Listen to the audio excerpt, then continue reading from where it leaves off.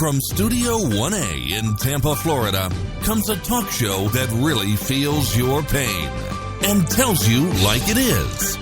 We love America and all that freedom-loving Americans want to protect. Live from coast to coast and on your radio, it's For the People with Keith Allen. We'll help you survive this thing called life. We're for the people. Whatever your source of stress or strife, for the people is there. How are you, Mr. and Mrs. America? I am Keith Allen, and you're tuned to For the People on this Friday, July the 14th, 2017. Ready for a little common sense? Well, we dish it up daily here on this station. And if you're a sensible person or looking for a discussion that talks about substantive issues without confusing you any more than you can possibly be in this crazy world that we live, we're going to try to do some of that today. So with my coffee at hand and my copy and outline right in front of me here, we're talking about right now Donald Trump. It seems like it's a preoccupation because I like talking about this president because it seems like he is doing the things that should have been done a long time ago. But like talking about him, like his answers to some of the things, like how about this one? Donald Trump's been asked, when he was over the G20, whether or not he would actually invite Putin to the White House. You got to be very careful. He knows that he's being accused of being in collusion with Russia. So you got to be careful about how you quite answer all of this. But he wants to be smart about it. So basically he says, look, it's very easy for me to say absolutely, but I won't. He says, that's the easy thing for me to do, but that's the stupid thing to do. Trump said, let's be the smart people, not the stupid people. The easiest thing for me to tell you is that I would never invite him. We will never, ever talk to Russia. Yeah, that's what I'll do. That's all of my friends in Congress will say. Oh, he's so wonderful. He's so wonderful. And if you don't have dialogue, you have to be fools. Fools. So during a meeting with the French president, Emmanuel Macron, on Thursday, Trump said that a ceasefire in Syria, which he agreed with Putin last week, it's still holding. Okay?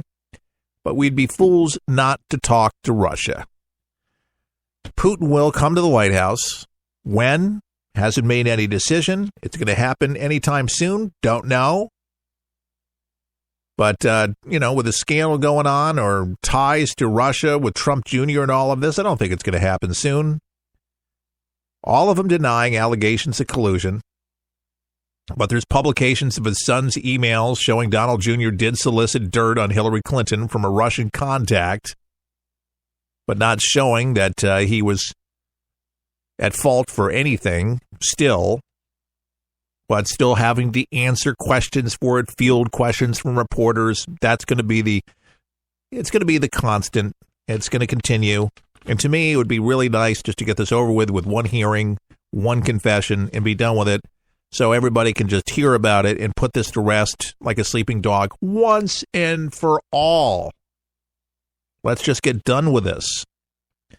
But I just thought it was a nice thing that Donald Trump did say about this whole thing. Let's not be fools.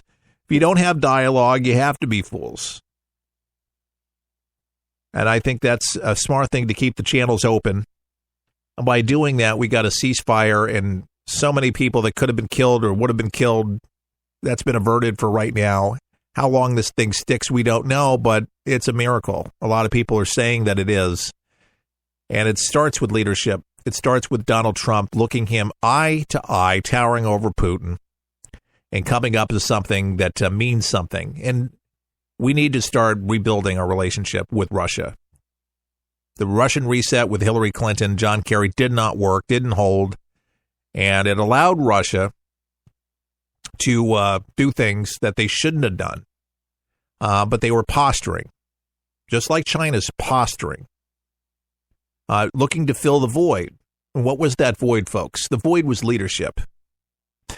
Something that America has done very, very well. World War I, World War II, Korea War. We were able to fill the vacuum, the void, when the world was looking for solid leadership, looking for leadership to get in, to be able to handle these crises.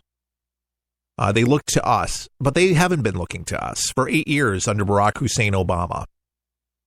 Now we finally have somebody that the man means what he says and says what he means.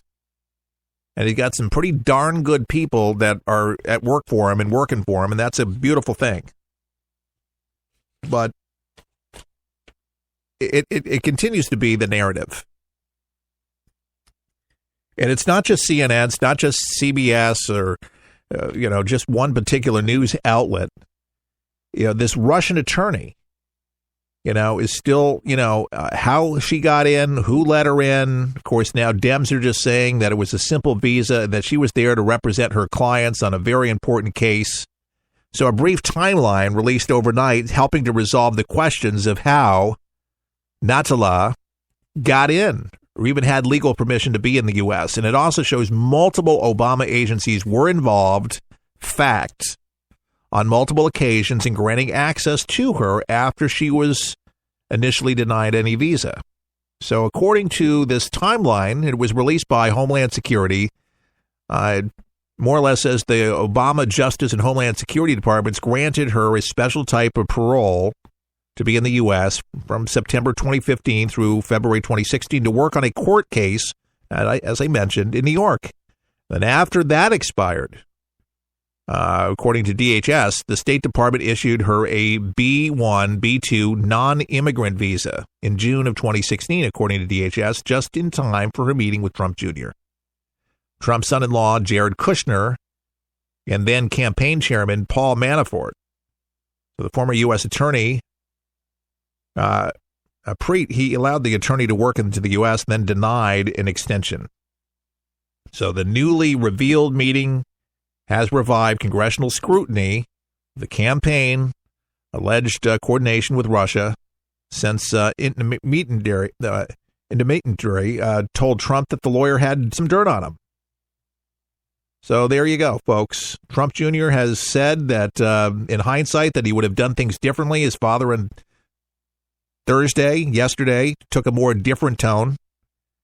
But very defiant, too, at the same time, seemed to blame the Obama administration. Is he right or is he wrong for it?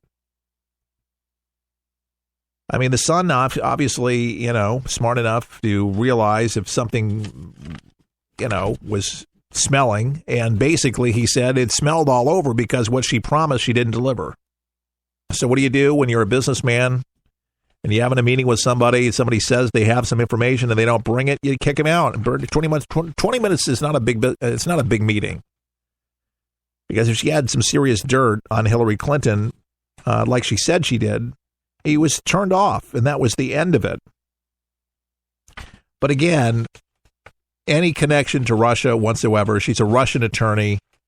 It's gonna call for scrutiny, and it gives more fodder, obviously, to the left media, to anybody that is anti-Trump, to be able to talk out against this and see there's more collusion going on, blah blah blah blah blah. And what they're doing here, Beletsinski, working with as an attorney for a Cyprus-based real estate holdings company, run by Denis Kotska, a son of a Russian, one of Russia's President Vladimir Putin's closest advisors, and he was given unlimited resources by the Kremlin. So there's interconnection, there's interluding here, and how much and how far and how wide, how far it goes. Of course, Kremlin denying it, Putin denying it. Of course, they're going to deny it. But the meeting was a nothing burger. But it just, again, it goes back to the Kremlin. It goes back to these diplomats that have been given clearance to be able to come in and influence or lobby, and that's exactly what she was trying to do as an attorney, to push what her agenda was for adoption on Trump Jr. to try to get in and try to influence Washington. But, hindsight's always 20/20. So anyways, they're trying to run down a little bit deeper into who's got egg on their face, who gave permission. But according to the Dems right now, Homeland Security, for Loretta Lynch or anybody in the State Department, they're basically saying right now on the talk circuit, they didn't do anything wrong because they granted her simply a visa, only a visa, to be able to represent her client that needed her services, and they realized where she was going. Why it was extended, that's another reason. Who granted that? Why they granted that? So there's much more legs to this. Just when you think something's dying, that's why we have to continue talking about it, and why the media starts talking about it, because there's something new, something more. And that's what becomes more tantalizing for groups like CNN or CBS, NBC to be able to keep on doing the See, there's more to it. See, I told you, it's this utter Russian connection. But if Hillary Clinton was in the White House, and mark my words for this would be moot. This would not be an issue. Putin would have been already at the White House and everything would have been great. But because it's Donald Trump, they're going to make such an issue out of it. So I think they have to be very careful. Very open, very transparent. I think Don Jr. was smart to release all the emails, and we know why he released the emails, because the Times was going to release a story. They got a leaker in the White House trying to come up with that leak. It'd be nice to get rid of the leakers, but there is leakers in the White House. So I don't think that information would have been released, because it wouldn't have helped the Trump administration during this time, obviously. And there was nothing really in that as well. But now, basically, what the left is saying is that they feel like this is kind of like echoes of Watergate. And to me, to draw that correlation is so poor, very poor. The president didn't even know about the meeting. Didn't even know that his son had that, because it was nothing. It was about adoption. Didn't want to worry his dad. And any of us that were trying to get our dad elected, if you're working for your father, president of the United States, you're going to try to listen in. If people got information, they come to you and say, hey, I got some dirt on your opponent. They're going to take the information. Of course, you're going to do it if you're trying to win. And then nothing happens because they were full of crap. And they had some other thing, but they got into the door. That's why they were given the door and ejected from the meeting. Get out. You lied to us. Trump Jr. wasn't impressed. Charlie Gard, the infant, the 11-month-old suffering from a rare genetic disorder. Well, there might be some good news. A U.S. doctor is going to travel to the U.K. to assess this infant to see if this treatment could use. And if I'm reading the tea leaves correctly, maybe they're assessing him and maybe bringing the treatment over, and maybe they'll be granted the permission to treat him there in the UK. I could be wrong off on that, but that's a nice start. They testified yesterday that Charlie has a 10% chance of improving with this experimental treatment that's available here in the U.S. But the judge ruled he could meet with Charlie's doctors to discuss his case. So there could be a glimmer of hope there in the UK for these parents, Charlie Gard's parents, fighting to keep their baby alive. This London hospital, revered as one of the world's best children's hospital, has argued Charlie, who can neither see nor hear, move, swallow, or even breathe without the help of life support, should be removed from his ventilator and allowed to die with dignity. The hospital has also said that a world where only parents speak and decide for children, and where children have no separate identity or rights and no court to hear and protect them, is far from the world in which the great Ormond Street Hospital treats its child parents. Yeah, they make the decisions for you over there. Not a whole lot of freedom, but like I mentioned, if they had money, they'd been able to have private care because they're poorer and don't have the